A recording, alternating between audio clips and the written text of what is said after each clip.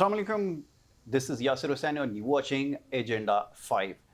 नाज़रीन, इस वक्त जो मशरिक़ वस्ता की सूरत हाल है, इसके ऊपर आज प्रोग्राम में यकीनन बात की जाएगी और उसके साथ साथ इब्तिदा में इस चीज़ का तज़किरा करता चलूँ क्योंकि प्रोग्राम की जो होस्ट हैं खतीजा राठौर, वो निजी तातीलात की वजह से जो आज मौजूद नहीं है, उनकी जगह प्रोग्राम की जो ज़िम्मेदारी है ये मेरे ऊपर है। तो बात करेंगे मशरिक़ वस्ता की सूरत हाल के हवाले से। तो बहरहाल इस वक्त जो हालिया दिनों में जो कुछ होता रहा है उसके ऊपर बात करना इस वक्त बड़ा ज़रूरी है। और जिस किस्म के बयानात दिए जा रहे हैं यकीनन तशवीश नाक भी हैं और ये आगे आने वाली जो सूरत हाल है उसको कुछ ज़्यादा वाज़ेह नहीं कर रहे। बहरहाल पिछले जो गुज़िश्ता माह में जो कुछ होता रहा उसके ऊपर भी थोड़ी सी बात कर ली जाए। इब्तिदा में उसका ज़रूर तज़किरा करना चाहूँगा। प्रेसिडेंट ट्रंप साहब की जो स्टेटमेंट्स हैं जो एवरी नाउ एंड देन आती हैं, वो थ्रू सोशल मीडिया के भी आती हैं, थ्रू इलेक्ट्रॉनिक मीडिया के भी आती हैं, प्रेस ब्रीफिंग के ज़रिए भी आती हैं। बड़ा कॉन्ट्रडिक्शन इसके अंदर पाया जाता है। अब प्रॉब्लम ये है कि यहाँ पे जब इतना ज़्यादा कॉन्ट्रडिक्शन हो, और मैं इससे पहले भी ये बात अर्ज़ कर चुका हूँ मुख्तलिफ प्रोग्राम्स में, कि साइमल्टेनियसली अगर इन स्टेटमेंट्स का जायज़ा लिया जाए तो हर स्टेटमेंट पिछली वाली स्टेटमेंट को जो है वो कॉन्ट्रडिक्ट कर रही होती है, जिसकी वजह से सिचुएशन बहुत ज़्यादा क्रिटिकल होती जा रही है और चीज़ें अभी भी स्टिल अनक्लियर हैं। हैविंग सेड दैट, आज कुछ स्टेटमेंट्स हैं जिसको यहाँ पर मैं ज़रूर कवर करना चाहूँगा और उसके बाद फिर इसके ऊपर इंशाल्लाह आगे चल के ज़रूर बात भी करूँगा कि जो ईरान का जौहरी प्रोग्राम जारी ना रखने पर आमादा हो गया। अब ये कह रहे हैं प्रेसिडेंट ट्रंप साहब, और उसके साथ-साथ गुज़िश्ता 24 घंटों में ईरान से बहुत मुस्बत बातचीत हुई है। ये भी उनका कहना है, हम ईरान से वो हासिल करेंगे जो हमें चाहिए। Now that is very critical. ये क्या ऑब्जेक्टिव है और क्या चाहिए, इसके ऊपर भी बात करते हैं। बस ईरान के पास एटमी हथियार ना हो, उसके अलावा सारे मामलात जो हैं वो तकरीबन तय पा गए हैं। बज़ाहिर ऐसा लगता है अपेरेंटली कि ये मामलात जो है वो तय होते जा रहे हैं। बट अब नीचे जो ईरान की लीडरशिप है वो इसके ऊपर क्या स्टेटमेंट दे रही है, that is very important and very interesting. अब आप ये देखिए कि ईरान का जौहरी मामले पर मुज़ाकरात से साफ इनकार। यानी इससे पहले जिस ऑब्जेक्टिव की वो बात कर रहे हैं कि हमें जो ईरान से चाहिए, and that is clearly shows कि ये यूरेनियम के हवाले से बात हो रही है और ये थ्रू डायलॉग जो है वो रिज़ॉल्व होता हुआ इशू नज़र नहीं आ रहा। ईरान एटमी मामले पर किसी से मुज़ाकरात नहीं करेगा, very clearly said by Mohsin Razai साहब। और आगे ईरान जदीद तारीख के बड़े जंगी मरहले में दाखिल हो गया है, बाकर कालिबाफ साहब। ये उनकी स्टेटमेंट्स हैं जिससे पता ये चलता है कि कोई एज सच प्रोग्रेस अभी तक नहीं हुई है। फिर आगे अगर बात की जाए स्टेट ऑफ हुर्मुज़ के हवाले से, तो स्टेट ऑफ हुर्मुज़ खोलने के लिए भी नाकाबंदी का खात्मा ज़रूरी है। ये भी एजेंडे के अंदर उन्होंने क्लियर कर दिया कि अगर डायलॉग की बात होती है तो दैट इज़ वेरी इंपॉर्टेंट कि जो स्टेट ऑफ हुर्मुज़ है इसको क्लियर किया जाए, और इसकी जो नाकाबंदी का इशू है जब तक ये रिजॉल्व नहीं होगा तो ये डेडलॉक इसके ऊपर कायम रहेगा। बहरहाल, तो ये कॉन्ट्रडिक्शन जो हमें नज़र आ रहा है, और जैसा मैंने कहा कि इसका डायरेक्टली इम्पैक्ट डायरेक्टली प्रोपोर्शनल है इस वक्त पूरी वर्ल्ड की इकॉनमी के ऊपर। सिचुएशन बहुत ज़्यादा क्रिटिकल होती जा रही है और पाकिस्तान के अंदर भी उसके असरात जो बहुत ज़्यादा अब नज़र आना शुरू हो गए हैं। गवर्नमेंट के लिए एक बहुत बड़ा चैलेंज है। आने वाले वक्त में बजट जब पेश किया जाएगा तो पाकिस्तान की जो फिस्कल पोजीशन है बहुत ज़्यादा जो है वो वल्नरेबल हो चुकी है। इसके ऊपर भी इंशाल्लाह आगे चलकर बात करेंगे। तो ये जो डायलॉग हो रहे हैं ये किस तरफ जा रहे हैं, और प्लस ये कि इसका कोई कंक्लूजन निकलता हुआ नज़र आ रहा है या नहीं। प्रेसिडेंट ट्रंप जो इंडिकेशन दे रहे हैं कि अगले मरहले के अंदर शायद मामला तय ही पा जाएंगे, लेकिन उसके बाद वेरी नेक्स्ट डे जब वो स्टेटमेंट देते हैं तो ऐसा लगता है कि वो मज़ीद इस मामले को सारा जो है वो इग्नाइट करने की कोशिश कर रहे हैं और दोबारा से इसके अंदर जो है वो एक सर्ज हमें आगे जाकर नज़र आ सकती है। तो ये इस वक्त सिचुएशन है। कोशिश करेंगे इन मामलों के ऊपर गुफ्तगू की जाए। इस वक्त हमारे साथ हमारे जो गेस्ट हैं वो हमें ज्वाइन कराए हैं, उनको सबसे पहले वेलकम करूंगा। डॉक्टर रिजवान नसीर साहब जो कि सीनियर एनालिस्ट हैं, उनको वेलकम करूंगा। डॉक्टर साहब, thank you so very much, बहुत शुक्रिया प्रोग्राम में वक्त देने के लिए। जी बहुत शुक्रिया यासिर साहब। डॉक्टर रिजवान, मैं चाहूँगा पहले इस हवाले से बात कर ली जाए कि ये जो कॉन्ट्रडिक्शन है, और कॉन्ट्रडिक्शन ही कॉन्ट्रडिक्शन है, ये हमें किस तरफ लेकर जा रहा है, और इन नियर फ्यूचर क्या कोई सेटलमेंट हो सकती है, क्योंकि फ्लेक्सिबिलिटी जो है वो कहीं पे नज़र नहीं आ रही और सिचुएशन बहुत ज़्यादा क्रिटिकल होती जा रही है।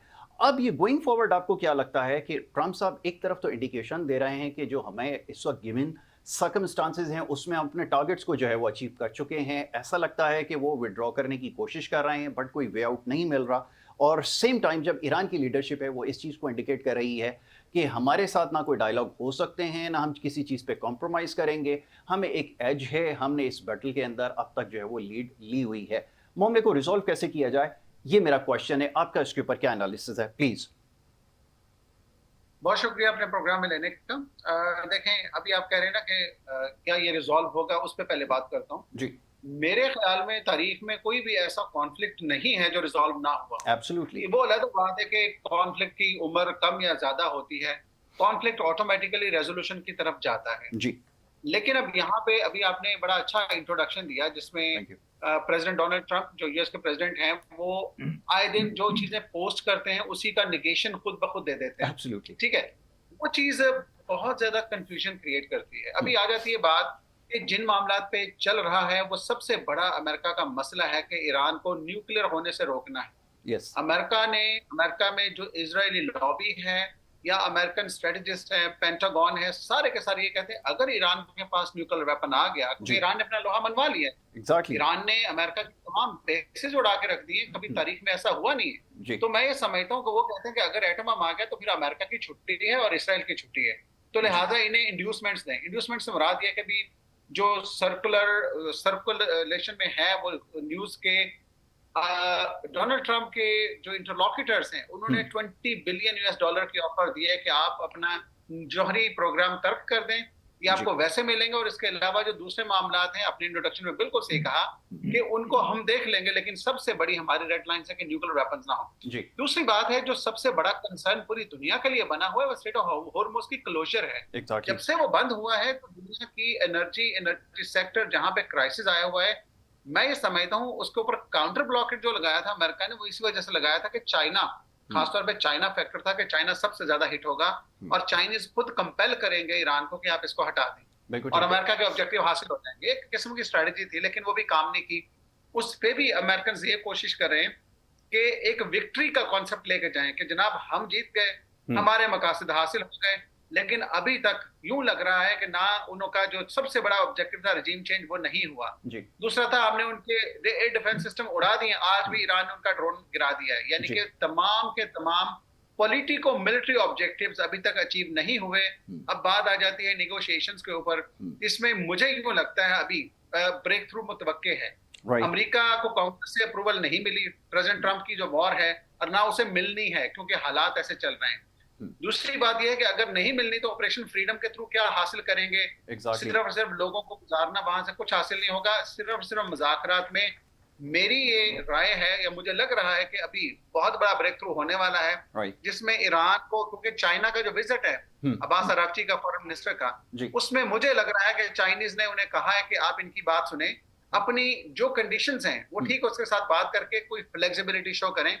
अगर ये हो जाता है, इसमें थोड़ा सा भी मूवमेंट होती तो मैं समझता हूँ प्रेसिडेंट डोनाल्ड ट्रंप खुद आएंगे इधर ईरान में और पाकिस्तान में, सॉरी ईरान में, पाकिस्तान में सिर्फ इसका सेहरा लेने के जनाब मैं अमन का सदर हूँ। मुझे नोबेल प्राइज के लिए जो नॉमिनेट किया है 3 ममालिक ने वो बिल्कुल सही किया है। तो मुझे यूं लग रहा है कि अभी निगोशिएशन में काफी इंप्रूवमेंट आई है जिसकी वजह से एक तो हॉर्मुज का आसानी से मुझे लगता है कि खुल जाएगी सूनर इंशाल्लाह, क्योंकि सब उससे हर्ट हो रहे हैं। और दूसरा ये है कि जो अमेरिका ने कहा था पाबंदियां हटाने का ईरान के, उसके ऊपर जो पाबंदियां, मुआशी पाबंदियां लगाई थी, मेरा ख्याल है वो भी फेजेस में उठाएंगे, फर्स्ट 6 मंथ्स के लिए, देन 6 मंथ्स के लिए। डॉक्टर साहब मैं आपको रोकूंगा, मैं जरा इस हवाले से बात आगे चल के जरूर आपसे करूंगा कि ये जो पाबंदियां हटाने का जो इशू है ये गोइंग फॉरवर्ड ये क्या शक्ल इख्तियार करेगा, क्योंकि we have to keep in mind कि अगर ये सैंक्शंस हट जाएंगी तो एक ऐसी इकोनॉमी है, एक ऐसी ऑयल पैक्ड इकोनॉमी है जिसके जो रिजर्व्स हैं मोर देन 3 ट्रिलियन हैं, तो क्या ये वेस्ट और अमेरिकन एलाइज गवारा करेंगे कि ईरान को ऑल ऑफ अ सडन इतनी बड़ी सुपर पावर, इकोनॉमिक पावर की शक्ल में इमर्ज होने दिया जाए? मैं आगे चल के इसके ऊपर बात करूंगा। मेरे साथ इस वक्त एयर वाइस मार्शल रिटायर्ड जनाब साजिद हबीब साहब भी हैं, डिफेंस एनालिस्ट, उनको भी वेलकम करूंगा। आपका बहुत शुक्रिया साजिद साहब प्रोग्राम में वक्त देने के लिए।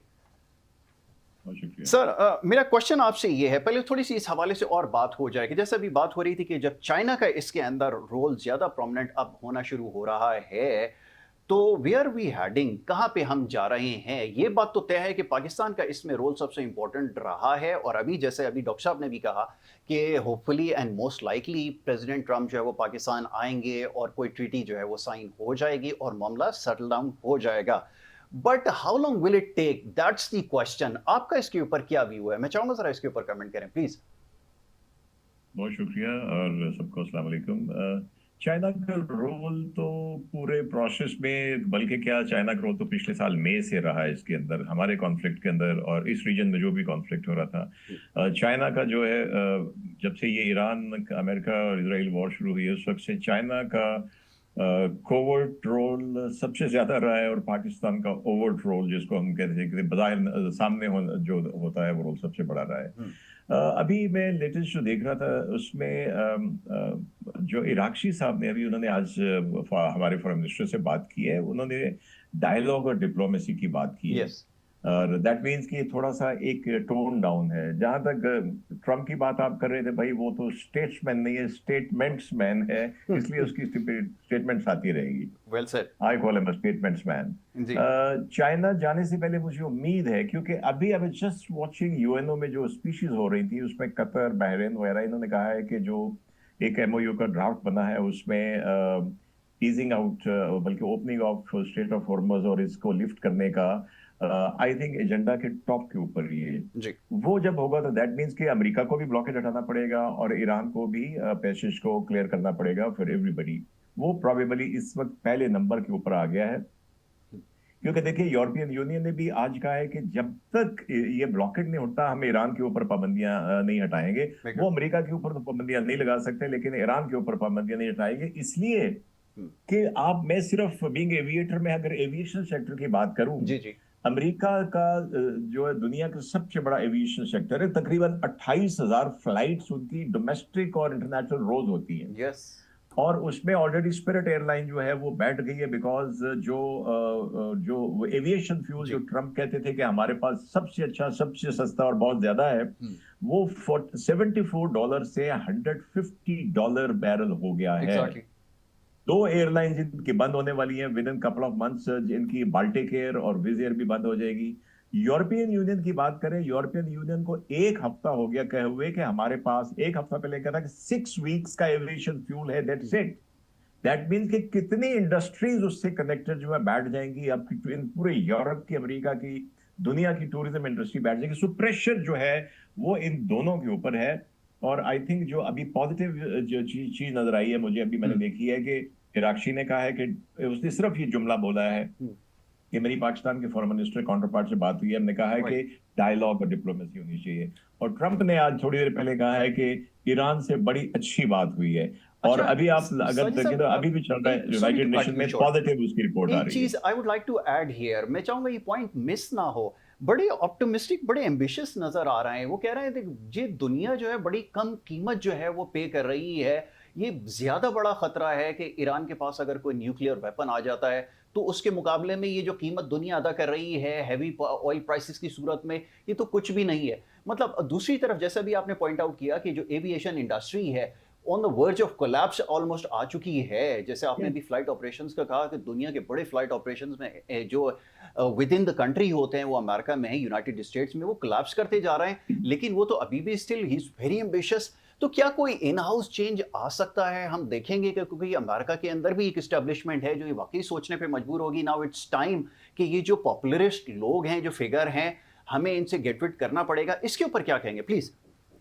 आई थिंक ये अभी जो इनके मिड टर्म आने वाले हैं उसमें ये चीज क्लियर हो जाएगी, और काफी बड़ी परेशानी है इसमें डेमोक्रेट्स को और ट्रम्प को पर्सनली भी। लेकिन you know he is basically a businessman. वो कहेगा मेरे तो 2 टर्नओवर गुजर गए, मेरी तरफ से पार्टी जिधर जाती है जाए। बेसिकली इफ यू रिकॉल मैंने ट्रम्प को पहली दफा देखा था WWF में। ये उन रेसलर्स का स्पॉन्सर था जो हमेशा फाउल करते हैं। तो his idea is to make money, he has made his money. जिसकी स्टेटमेंट से स्टॉक्स ऊपर नीचे जाते रहे, ये और इसके जो फ्रेंड्स हैं उन्होंने made billion and billion. And this is being, इसको सवाल किया जा रहा है सेनेट के अंदर। पीट हेग्सेट को बिठा के उन्होंने इसके ऊपर बात की है, जो इसकी स्टेटमेंट से जो स्टॉक्स ऊपर नीचे गए और इसमें बाइंग सेलिंग हुई है। तो उसको इससे मेरे ख्याल है कोई फर्क नहीं पड़ेगा। He will go home, he has got a business empire, लेकिन वो अपनी पार्टी का जो है ना, उसको हम कह सकते हैं कि उसका बेड़ा गर्क करके जाएगा। We just have to wait, क्योंकि लोगों के मूड्स का कुछ पता नहीं चलता। बट आई थिंक अभी तक तो उसकी पॉपुलैरिटी 34% पे आ गई है, and that's a big hit for the Democrats in the coming mid term election. Okay alright, and they may go for a change after that. बिल्कुल आपने ठीक कहा कि ये पिक्चर गया, मिड टर्म इलेक्शन में ज्यादा क्लियर होती हुई हमें नजर आएगी। एब्सोल्युटली आपने बिल्कुल सही कहा, यू आर स्पॉट ऑन कि ये काफ़ी हद तक चीज़ें क्लियर कर देती हैं और अमेरिका जैसी डेमोक्रेसी के अंदर वहाँ पर ये चीज़ बड़ी जल्दी रिफ्लेक्ट हो जाती है और ख़ास तौर पे इस तरह के जो अनपॉपुलर डिसीजंस हैं और जिस तरह के जो फैसले लिए जा रहे हैं, it's more like a gamble कि वो जिस तरह कर रहे हैं। और ये it's a completely different story जिसकी आपने निशानदेही की है और ये वाक़तन ऐसा हो रहा है जो अब सरफेस होना शुरू होगा कि जो इनसाइडर ट्रेडिंग हो रही है, जो पर्टिकुलर स्टॉक्स की मूवमेंट में एकदम सर्ज आई है, that is a completely different story. But इसकी तरफ ये ज़रूर आएंगे और ये बहुत जल्दी सरफेस होने वाला है। आपने बहुत जल्दी इस चीज़ को हाईलाइट किया। तो मैं डॉक्टर साहब की तरफ आता हूँ, ज़रा डॉक्टर रिजवान नसीर साहब से ज़रा इस हवाले से बात हो जाए। डॉक्टर साहब, अभी ये जो डिस्कशन हो रही है इसके अंदर ये सारी एक इकोनॉमिक फैक्टर भी है और जैसे अभी साजिद हबीब साहब जो है उन्होंने बिल्कुल सही निशानदेही की कि ही इज़ अ बिजनेसमैन, वो हर चीज़ को एक बिजनेस की तरह ही देखते हैं। उन्होंने ऐसा महसूस होता है कि इस पूरी अपनी इकोनॉमी को और अपने जो डिसीजंस को एक कसिनो की शक्ल में जो है वो चेंज कर दिया है और जैसे कसिनो की टेबल के ऊपर जो फैसले हो रहे होते हैं, ये बिल्कुल उसी तरह की अप्रोच इनकी नज़र आ रही है। तो ये किस तरफ अमेरिका को लेकर जा रहे हैं, क्योंकि अब हेयर आफ्टर जो अमेरिका की इकोनॉमी है बहुत ज़्यादा प्रेशर में आ जाएगी और क्योंकि ऑलमोस्ट मिड तक हम पहुंच चुके हैं, वहाँ पर भी बहुत सवेयर इश्यूज़ हैं, इकोनॉमिक इश्यूज़ हैं जो अब सरफेस होना शुरू हो गए हैं। उसको कैसे टैकल करेंगे और क्या कंसिडरेशन में है कि ये जो मिड टर्म इलेक्शन की तरफ जा रहे हैं वहाँ पे क्या रिजल्ट जो है वो निकल सकता है? क्या ये तमाम चीज़ें कंसिडर कर रहे हैं? इसके बारे में चाहूँगा ज़रा बात हो। जी डॉक्टर साहब। जी देखें, मैं तो ये समझता हूँ कि मिड टर्म की तरफ जाएंगे और मुझे लगता है कि इस टाइम जो अमेरिका के रवैये में एक वाज़ेह तब्दीली आई है उसकी बड़ी वजह भी मिड टर्म इलेक्शन ही है। आपने ये देखा होगा कि नेतन्याहू ने अपनी कैंपेन जो है वो लेबनान में जारी रखी हुई है और आपने वो भी देखा उसमें थोड़ी और तेजी आ गई है और इधर से ट्रंप की ट्वीटें बता रही हैं कि बहुत जल्दी ब्रेक थ्रू होने वाला है और मामला सुधरने वाले हैं। अब मुझे यूं लगता है कि ट्रंप ने अपनी सियासत को पहले रखा और इसराइल को बाद में रख दिया। जी आप जी। सही कहते हैं, अमेरिका के अंदर भी एक एस्टेब्लिशमेंट है जो इस चीज तक आज तक अमेरिका की तारीख जो रिसेंट तारीख है ऐसा नहीं हुआ। अमेरिका ने जितनी अनपॉपुलर वॉर की हैं, starting from Afghanistan, Iraq, then they did operations in Libya, Syria, जहां जहां भी गए हैं कि आज तक इनके एलाइज ने इनका साथ नहीं छोड़ा। जी ये पहली दफा की बात है कि कोई भी इत्तेहादी साथ आके नहीं खड़ा हुआ। राइट। और अमेरिकन प्रेसिडेंट की ट्रंप की ट्वीट देखें कि साउथ कोरिया के शिप को नुकसान पहुंचा और वो उसमें इज प्लीडिंग, मतलब अमेरिकन प्रेसिडेंट की ट्वीट इतनी वो हम्बल नजर आई कि आप आए और हम मिलकर इसको खुलवाते हैं। तो मैं ये समझता हूँ कि अमेरिका के ऊपर बहुत बुरा वक्त है, लेकिन मुझे ये साथ at the same time Trump is not America. America सबसे पहले नेक्स्ट सदर जो आएगा वो तो खैर अभी बाद में बात होगी, लेकिन सबसे पहले अपने इत्तेहादियों पे काम करेगा। Exactly. अभी तक जो चल रहा है कि ट्रंप को किसी ने भी घास नहीं डाली है। जी अब आती है बात कि ट्रंप ने खुद भी लेना है सेहरा कि जनाब मैंने कितना कुछ इसमें किया है, तो उसके लिए उन्होंने इंसेंटिवाइज करने का सोचा है कि ईरान को थोड़ा और इंसेंटिवाइज करें, इकोनॉमिकली इनसे बात करें, क्योंकि economy is a real issue for Iranians as well. जो ईरान के अंदर लोग रहते हैं वो बड़ी बुरी तरह से मुतासिर हो गए। आपको ये भी पता होगा जो 12 डे वॉर हुई थी पिछली दफा, उसके बाद ईरानियन जो रियाल है वो जीरो हो गया था, उसकी वैल्यू बिल्कुल खत्म हो गई थी। तो मैं ये समझता हूँ कि जो इटसेल्फ रेवोल्यूशनरी गार्ड है उनके सामने सबसे बड़ा चैलेंज अपने लोगों की सपोर्ट है। तो एट द सेम टाइम मुझे लग रहा है कि वो इकोनॉमिक इंसेंटिव का वेट भी कर रहे हैं, लेकिन विद देयर ओन कंडीशंस। मुझे ये भी लग रहा है कि अब जो ट्रंप उन्हें स्ट्रेटेजाइज करके ऑफरें देगा जिसमें मुआशी पाबंदियों का फेज में हटाना, फेजेस में, फेज 1, फेज 2 एट वंस नहीं हटाते होते कभी भी। नंबर 2 वो जो कह रहे हैं कि इनको इकोनॉमी की इजाजत दे दी जाएगी। जो चीजें नहीं मानने वाली होंगी उसमें कभी भी वो यूरेनियम के एनरिचमेंट में समझौता नहीं करेंगे, और दूसरा स्टेट हॉर्मोज की जो ट्रांजिट फी ईरान ने कही है उस पर समझौता नहीं करेंगे। कि मैं ये समझता हूँ कि वो एक नई प्रेसिडेंट सेट कर देगा, तमाम स्टेट ऑफ मलाका में शुरू हो जाएगी या दीगर जगहों पे। तो ये है सबसे बड़ा चैलेंज अमेरिका के लिए। उसके लिए वो अब डिप्लोमेसी प्रोएक्टिव कर रहे हैं। आपने ये भी देखा होगा काफी तेज डिप्लोमेसी होगी अमेरिकन की। एग्जैक्टली, बिल्कुल ठीक है। मैं साजिद हबीब आपकी तरफ आता हूँ। सर जरा ये बताइएगा कि क्या वाकईतन ये प्राइमरी जो ऑब्जेक्टिव है ये स्ट्रेट ऑफ होर्मुज़ को न्यूट्रलाइज करवाना है या ये दूसरा जो यूरेनियम वाला फैक्टर है ये ज़्यादा इंपॉर्टेंट है? अच्छा, ये बड़ी कंफ्यूजिंग सी सिचुएशन में हम हैं, बल्कि सारी दुनिया इस वक्त है। कभी भी वॉर के पीछे एक ऑब्जेक्टिव ज़रूर होता है कि आपका ये ऑब्जेक्टिव है, आपने ये टारगेट अचीव करना है कि आपने अगर कोई न्यूक्लियर वेपन है, जैसा आप इराक में गए थे, आपने वहाँ पे जो बायोकेमिकल वेपन्स को डिसमेंटल करने की अप्रोच लेकर गए थे नहीं थे ये एक अलग बात है, बट आपका कोई ऑब्जेक्टिव तो था। यहाँ पे तो अभी तक कंफ्यूजन ये है कि प्राइम ऑब्जेक्टिव या उसका सेकेंडरी ऑब्जेक्टिव है क्या, ये स्टिल नॉट क्लियर। एक दिन हमें इस स्टेटमेंट से ये पता चलता है कि हमारा जो ये अमेरिका का जो सबसे बड़ा इशू है वो शायद स्टेट ऑफ हॉर्मुज़ है।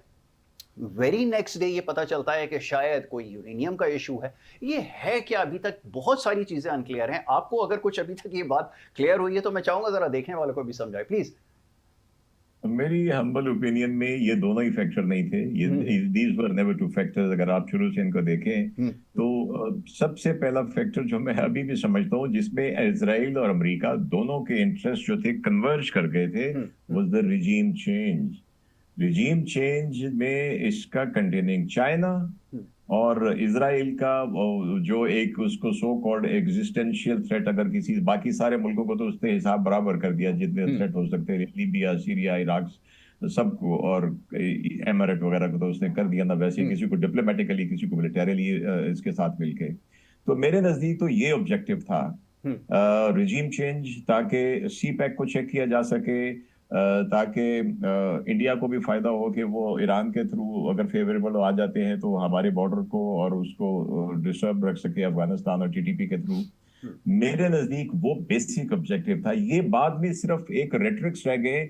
कौन सा न्यूक्लियर जो है जो इनको चाहिए, जो खुद ही इन्होंने एग्रीमेंट किया, बाइडन ने किया, ओबामा ने किया, इन्होंने खत्म कर दिया। फिर पिछले साल सारा उनके तंसीबात तबाह कर दी, फिर इस वॉर में भी क्लेम कर चुके, तबाह कर दी।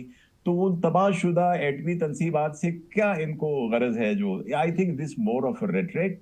ये दोनों ऑब्जेक्टिव मेरे नजदीक नहीं थे। स्टेट ऑफ हॉर्मुज़ तो खुल रही थी, वॉर से पहले तो कोई इशू नहीं था, सारा ट्रैफिक आ जा रहा था, ब्लॉक तो आपने करवाई, जंग आपने शुरू की। तो आई थिंक ये सिर्फ इनकी बयानबाजी है। ओरिजिनल ऑब्जेक्टिव दोनों के कंबाइन हो गए थे। रिजीम चेंज, उसमें जो जैसे मैंने कहा कि इसका कंटेनिंग चाइना था, उसका दूसरा चाइना था। एक चीज में और अभी अगर आप इजाजत दें तो, मैंने एविएशन इंडस्ट्री की बात की। जी। आप देखिए ईरान की एग्रीकल्चर में सबसे बड़ा फैक्टर क्या है? कॉर्न।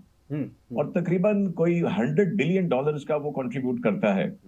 और अब नाइट्रोजन वहां पे जो मेन क्रॉप है, और वो वहां पे उनके मेन क्रॉप की जो फर्टिलाइजर है वो $350 टन से $640 टन हो गई है। और ये CNN की रिपोर्ट है कि 70% फार्मर जो इस वक्त यूएस का है वो ये फर्टिलाइजर अफोर्ड नहीं कर सकता। अभी हॉर्मुज़ खुलेगी ही तो इस फर्टिलाइजर को बनने के और आने में फिर अगली फसल के ऊपर इफेक्ट होगा। तो ये इनका 10.1% ग्रोथ था एनुअल कॉर्न का, which is going into minus this time. So hit तो अंदर बहुत बड़ी पड़ रही है, एग्री में पड़ रही है और इसमें भी पड़ रही है इनको। तो इसलिए मुझे उम्मीद है कि अनकरीब इस्लामाबाद यात्रा के लिए तैयार हो जाएंगे। होना पड़ेगा सर, बिल्कुल। अब मेरे ख्याल में कोई चॉइस बाकी जो है ना वो रह नहीं गई, और क्योंकि सिचुएशन इतनी ज़्यादा क्रिटिकल हो गई है, और जैसा वो असूम कर रहे थे, जैसे हमारा नेबरिंग कंट्री ने भी एक ज़माने में, 1 साल पहले की बात है, जब वो ये सोच रहे थे कि शायद पता नहीं पाकिस्तान कोई बनाना रिपब्लिक है या क्या है, उन्होंने भी ये एडवेंचर करने की कोशिश की थी। लेटर ऑन उसके ऊपर भी बात करेंगे। मैं थोड़ा सा पहले इसी इशू के ऊपर रहते हुए एक दो और चीज़ें हैं ज़रा उसकी निशानदेही करता हूँ। मैं ज़रा डॉक्टर साहब की तरफ वापस आता हूँ। डॉक्टर साहब, ये अभी जो बात हो रही थी सेटलमेंट के हवाले से, मामला इतना सीधा तो नज़र नहीं आता, बट अमेरिकन के पास अब ऑप्शन ख़त्म होते जा रहे हैं। एक तो ये चीज़ है, दूसरी चीज़ ये कि जो इजराइलीज़ का इंटरेस्ट है वो अभी तक इंटैक्ट है। अमेरिकन कैसे कन्विंस करेंगे जो उनकी प्रॉक्सी बनकर इस वॉर के अंदर उन्होंने खुद को एंगेज किया है, यहाँ से कैसे डिसएंगेज करेंगे? That is the question. और ये जो वॉर मोंगर्स हैं इनसे कैसे जान छुड़वाएंगे, क्योंकि इनकी एक बड़ी hefty investment directly American economy के अंदर है, उनकी मार्केट्स के अंदर है। एंड आई टेल यू कि वो बैठ कर स्टॉक मार्केट का भी अपने हवाला दे रहे थे नैस्डैक का, कि देखें उसके अंदर भी सर्ज आई है, विच मीन्स कि ये उनके इंटरेस्ट को डायरेक्टली और इनडायरेक्टली प्रोटेक्ट कर रहे हैं। इनसे कैसे जान छुड़ाएंगे ये तो बताइए। क्या ये मुमकिन हो सकेगा कि ट्रम्प एडमिनिस्ट्रेशन के और अंदर जो बैठे हुए लोग हैं, हेडसेक जैसे लोग हैं, ये इनसे कैसे पीछा छुड़ाएंगे? ये बताइएगा जरा। जी डॉक्टर साहब प्लीज। मुझे नहीं लगता आसानी से पीछा छूटेगा। अमेरिका की तारीख है, जब से अमेरिका सुपर पावर बना है, अमेरिका ने जंगें ही लड़ी हैं, और अमेरिका की जंग लड़ने की वजह से एक खास तबका जिसकी सारी की सारी इन्वेस्टमेंट डिफेंस के अंदर है, उन्हीं को फायदा हुआ है जी। वही बिलियनर बने हैं। गरीब आदमी आज भी जो होमलेस है उसके लिए 1 टाइम का 2 टाइम का खाना और शेल्टर चाहिए उसे। अमेरिका में मसाइल हैं, बड़े सीरियस किस्म के मसाइल हैं। अमेरिका में इस टाइम जो सबसे बड़ा मसला है वो फ्यूल प्राइसेस का है। उसको कंट्रोल करने के लिए आपने बिल्कुल कहा, वो बेटिंग, ये साजिद हबीब साहब ने भी जिक्र किया कि वो बेट करते हैं इस चीज पे। जो ही वो थोड़ी सी अच्छी ट्वीट डालते हैं तो प्राइसेस स्टेबलाइज हो जाती हैं, उसके बाद दोबारा मैं ये समझता हूँ इन ऐसे लोग जो डिफेंस के साथ जुड़े हुए हैं, इसराइल लॉबी को सपोर्ट कर रहे हैं, अमेरिका उनसे जान नहीं छुड़ा सकता और अमेरिका इस जंग को आज तो फंस गया है, लेकिन आने वाले वक्त में भी ये जंग यहाँ नहीं तो कहीं और करेगा, क्योंकि ये लोग आसानी से नहीं जान सकते। अभी देखें, दो चीजें अंडरस्टैंड करने की जरूरत है। इजराइलीज का जो इंटरेस्ट है ना, वो उनका ग्रेटर इजराइल का जो कभी किताबों में कहते थे ये मिथ है, वो मिथ नहीं था, वो रियलिटी थी जो अब आपके सामने यहाँ हो गई है। अभी यूं है कि आप पूरे मिडल ईस्ट का जब एग्जामिनेशन करते हैं तो आपको उसके अंदर सिर्फ एक कंट्री मिलता है जो इनको चैलेंज कर सकता था और उन्होंने उसी पे अटैक कर दिया। बिकॉज ऑफ दिस, अगर ये इसको हम कर लेते हैं, इसका रजीम चेंज कर लेते हैं, उसके बाद क्या होगा कि हम अपनी मर्जी से जहां चाहें जाएं। डोनाल्ड ट्रंप को कन्विंस करना नेतन्याहू के लिए इतना मुश्किल इसलिए नहीं था कि डोनाल्ड ट्रंप साइकोलॉजिकली उतने स्ट्रॉन्ग प्रेसिडेंट नहीं है जितने के हिस्ट्री में गुजरे हैं। वॉर टाइम के प्रेसिडेंट अगर आप देखेंगे, कोई भी प्रेसिडेंट देखेंगे आपको, I start from the FDR, Franklin D Roosevelt time के, जो है हैरी स्ट्रूमैन के टाइम से देखें, गिनते जाएं अगर जिनके दौरों में जंगें हुई हैं, उन्होंने अपनी डिसीजन मेकिंग बड़ा सोच समझ के की है। इन्होंने सिर्फ जंप मारा है जंग में और इस चीज का भी नहीं सोचा कि हमारे इत्तेहादी हमारे साथ नहीं आए तो हम निकले। और सबसे बड़ा जो इनके ऊपर आ रहा है क्रिटिसिज्म, वो तो जर्मन चांसलर ने कहा है कि इनके पास कोई वॉर एग्जिट स्ट्रेटेजी नहीं थी और ये भी कहा कि ईरान इनको ह्यूमिलिएट कर रहा है। वो भी मामला बिगड़ गए। तो मैं ये समझता हूँ कि इसराइल और अमेरिका कभी भी अलहदा नहीं हो सकते। अमेरिका की अगर आप फॉरेन पॉलिसी का मुताला करें तो उसका जो इंटरेस्ट गल्फ के अंदर है उसको प्रोटेक्ट करने के लिए इसराइल नागुज़ीर है। तो मैं नहीं समझता इन हैक्सर जैसे लोगों से जान छूटेगी। बिल्कुल ठीक है, इट्स नॉट इजी। आपने बिल्कुल ठीक कहा कि ये इतना आसान अमेरिका के लिए डेफिनेटली नहीं होगा। चलें जी, अब ब्रेक के लिए कहा जा रहा है, एक छोटी सी ब्रेक लेनी है और ब्रेक के बाद फिर आगे जो मामलात हैं दीगर, खासतौर पे जो मिडल ईस्ट के अंदर जो कुछ और हो रहा है, अरब कंट्रीज के हवाले से, अलायंसेस के हवाले से, इसका क्या गोइंग फॉरवर्ड फ्यूचर होगा, इसके ऊपर बात करना जरूरी है। एक छोटी सी ब्रेक की तरफ जा रहे हैं, ब्रेक से वापस आएंगे। आप देखते रहें एजेंडा 5।